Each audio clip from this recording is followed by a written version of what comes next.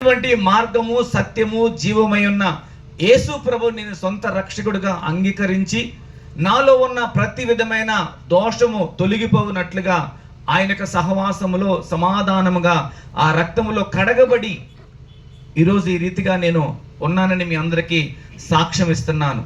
ఎందుకంటే నిజమైన దేవుడు ఎవరు అని మనందరం కూడా తెలుసుకొని ఆ మార్గంలో నడవటం అనేది మనందరికీ కూడా చాలా ఆశ్చర్యకరమైనటువంటి పరిస్థితి అని మనం తెలుసుకోవాలి.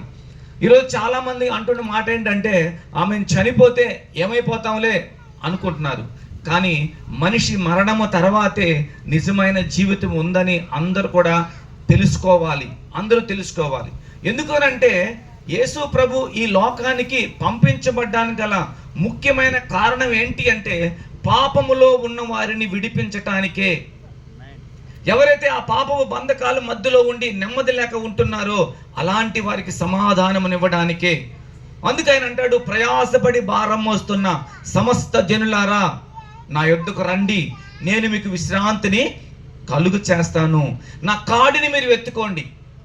అంటే కాడిని ఎత్తుకోవడం అంటే ఏంటి అంటే ఆయన మార్గములో మనం నడిపించబడే వారమై ఉండాలి. ఆయన యొక్క ఉద్దేశములని మన ద్వారా నెరవేర్చబడే విధంగా ఉండాలి. కనుకనే మనందరం కూడా బైబిల్ ఒక మాట అంటుంది, మనిషి ఈ లోకానికి వచ్చినప్పుడంట త్రోవ తప్పిపోయినటువంటి జీవితాన్ని జీవిస్తూ ఉంటాడు. ఎంతో ప్రయాసపడతాడు, ఎంతో కష్టపడుతుంటాడు, ఏదో చేద్దామని ఏదో చేయించాలని ఎంతో ప్రయాసపడి చివరికి మార్గమేంటో తెలియక కనుమరుగైపోతూ ఉంటాడు.